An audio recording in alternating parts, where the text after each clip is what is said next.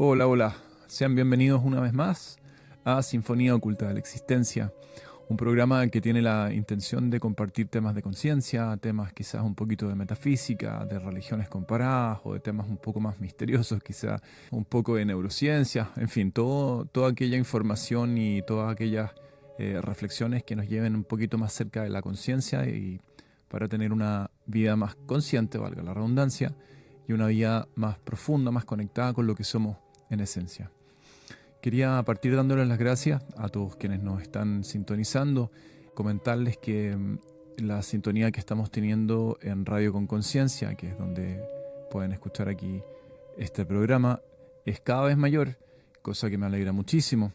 Pueden también, como les comentaba en otras ocasiones, escuchar las repeticiones de este programa en el podcast, ya sea en Spotify, pueden escucharlo en Apple Music y en distintas partes, simplemente buscando Sinfonía Oculta de la Existencia. Ahí les van a aparecer un listado con todos nuestros programas anteriores. Bueno, en este episodio de hoy quiero compartirles primero que todo un cuento titulado El café del Buda. Imaginemos que estamos de pie, sosteniendo una taza de café en nuestra mano. Y de pronto, alguien se cruza y choca con nosotros, haciéndonos mover el brazo, derramando café por todas partes. ¿Por qué derramamos el café? Porque alguien me golpeó, podríamos responder. Pero esta respuesta es equivocada. Derramamos café porque era café lo que había en la taza. Si hubiese habido té en la taza, habríamos derramado té. Lo que sea que hubiera en la taza es lo que se habría derramado. Por tanto, cuando la vida venga y nos golpee, algo que eventualmente va a ocurrir, lo que sea que tengamos dentro es lo que saldrá hacia afuera. Es fácil simularlo hasta que algo nos sacude. Preguntémonos entonces, ¿qué hay en mi taza? Cuando la vida se pone pesada, ¿qué es lo que derramo? ¿Dicha, gratitud, paz o humildad? ¿O quizás rabia, amargura, mentalidad de víctima y tendencias escapistas? La vida nos provee la taza. Nosotros elegimos con qué llenarla. Trabajamos hoy en pos de llenar nuestras tazas de gratitud, perdón, dicha, palabras de afirmación, resiliencia, positivismo y bondad, gentileza y amor hacia los demás.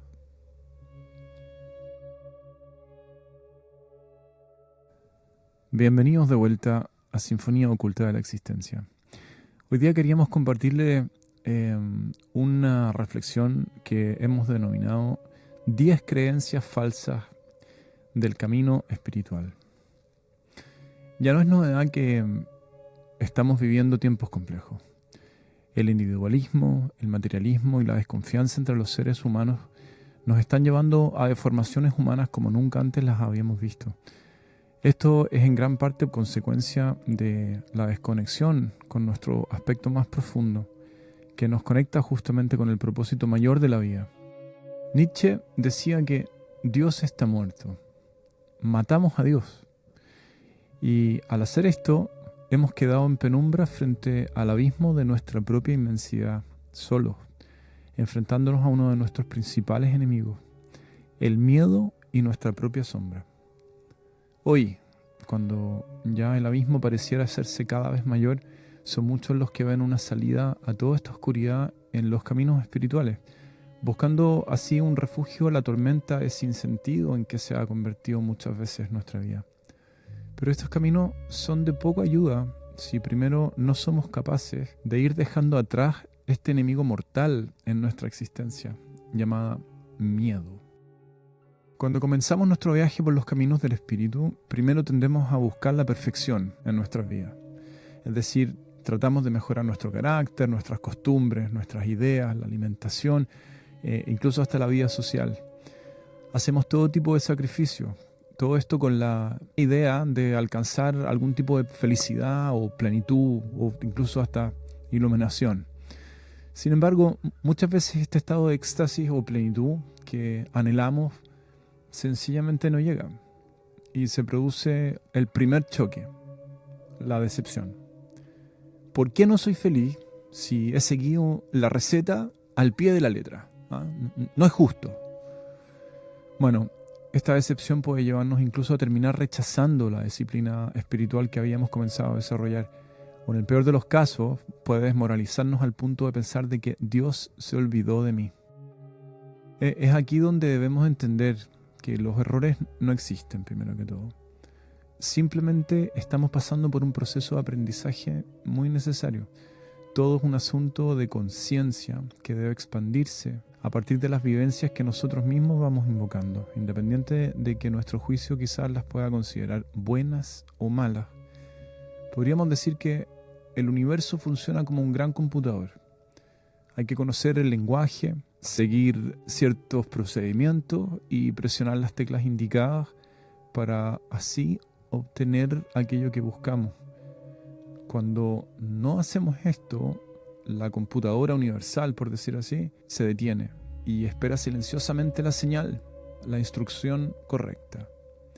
Es justamente este lenguaje del universo lo que los caminos espirituales buscan enseñarnos, a través de las llamadas ciencias espirituales, esotéricas, metafísicas, etc. A lo largo de los siglos ha habido muchas de estas, y como en todo, lamentablemente algunas han tergiversado estas enseñanzas, quizás sin ninguna mala intención, pero estas tergiversaciones han llevado a muchas personas a cometer, pongámoslo entre comillas, errores y frustrarse en sus expectativas. Dentro de estos errores más comunes encontramos los siguientes. Creencia número 1.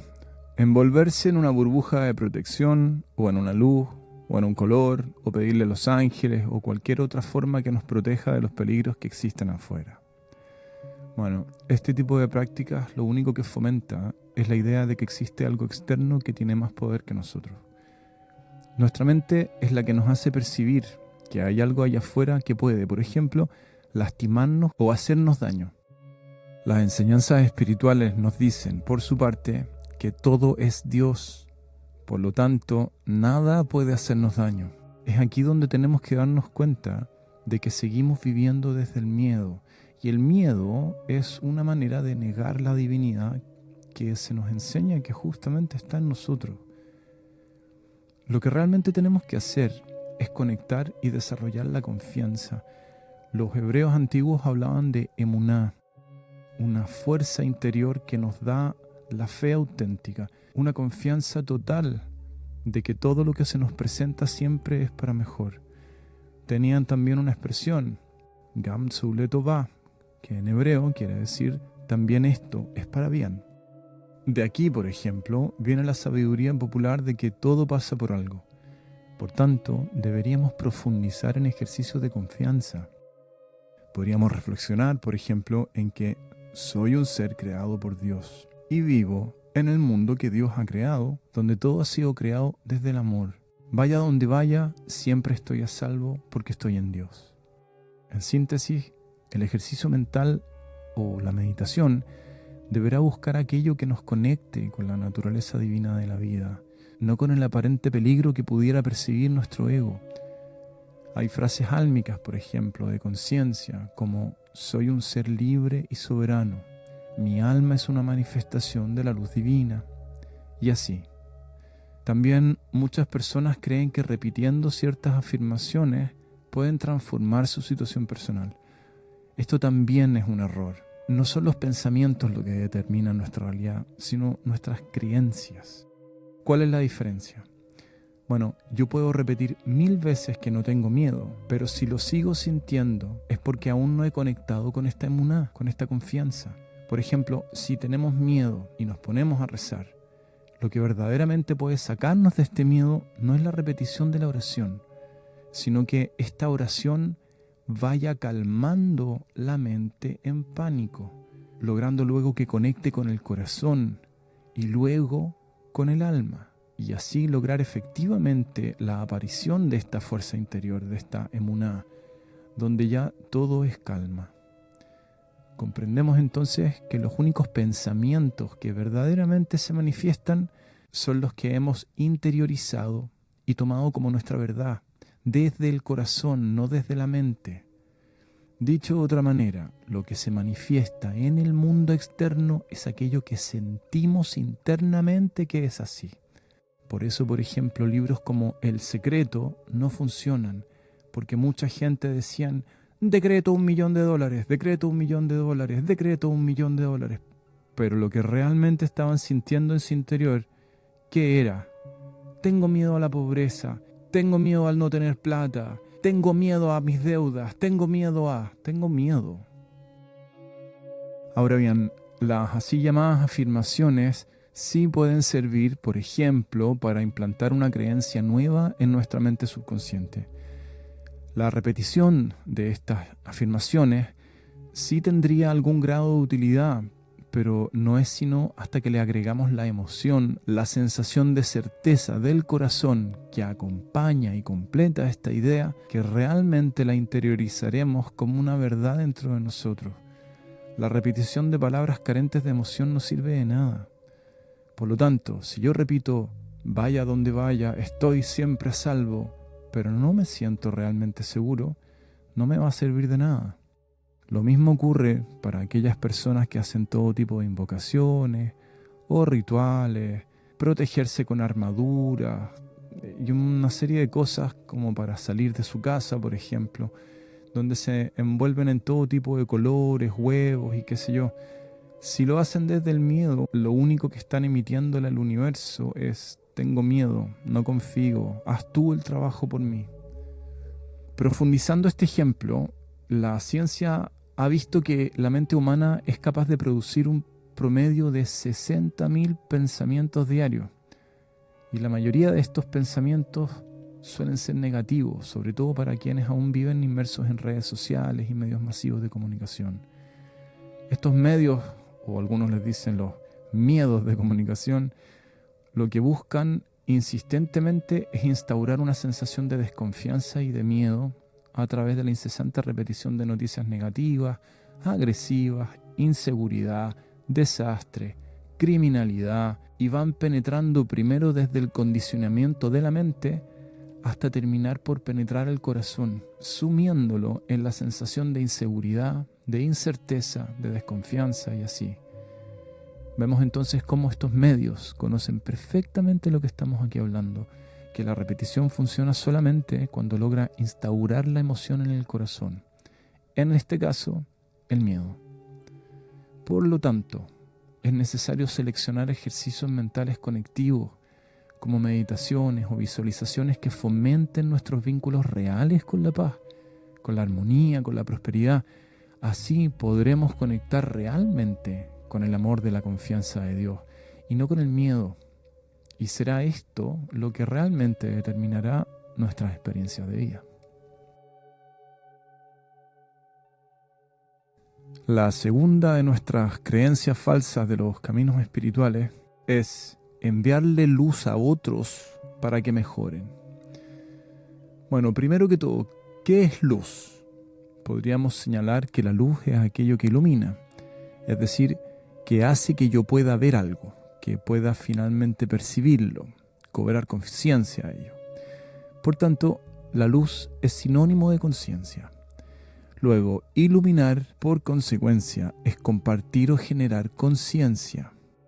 Bueno, podemos enviar energía de luz a otras personas con la intención de que se curen de alguna enfermedad o para que mejoren su situación económica, su vida afectiva, etc., en la medida que esta luz ayude a iluminar a quien la recibe y así logren percatarse a través de su propia conciencia de aquello que les aflige, encontrar la solución a través de sus propias capacidades y su propia voluntad.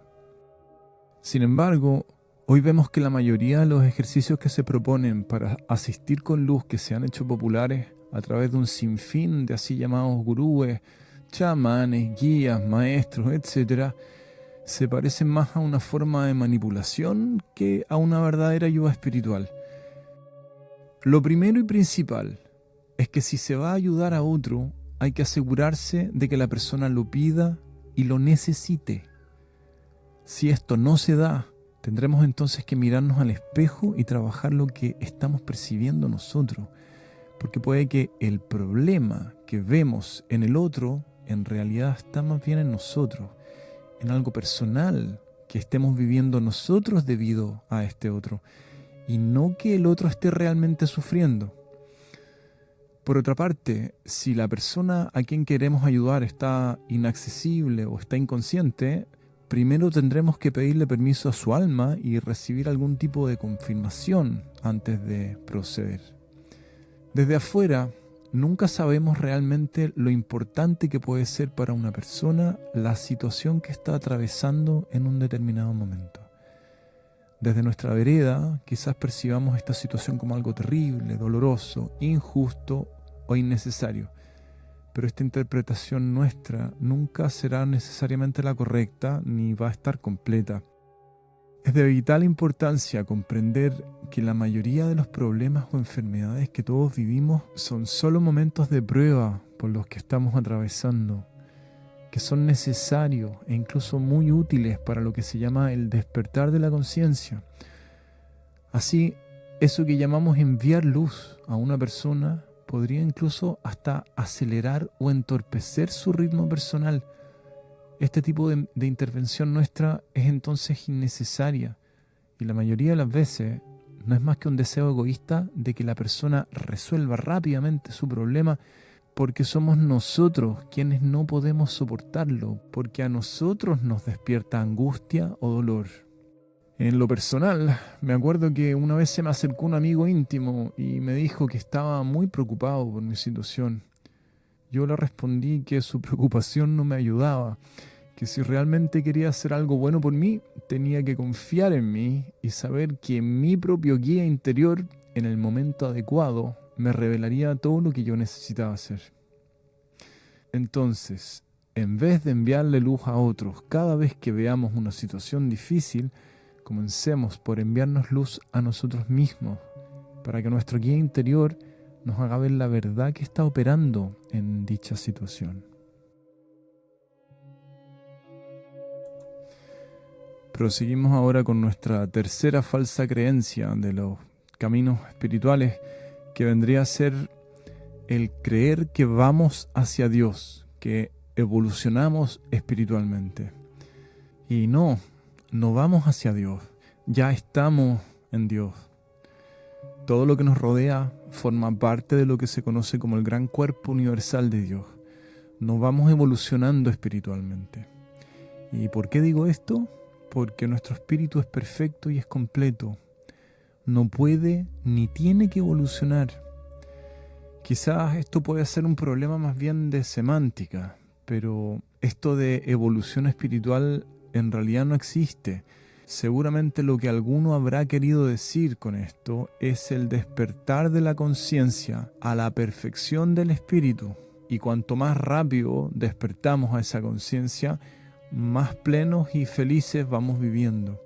Este error quizás provenga de algunas enseñanzas religiosas que nos enseñaron que Dios está en el cielo, como si nosotros estuviésemos separados de Dios.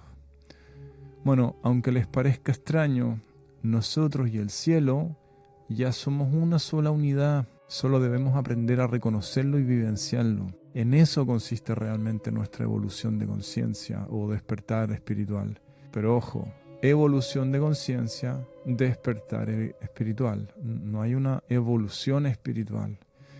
Como hemos dicho ya en tantas ocasiones, por eso es tan importante comenzar a conocernos a nosotros mismos, conocernos profundamente, porque así despertaremos de las ilusiones y los engaños implantados por agentes externos a nosotros mismos y que incurren en que vayamos cayendo en este tipo de trampillas espirituales.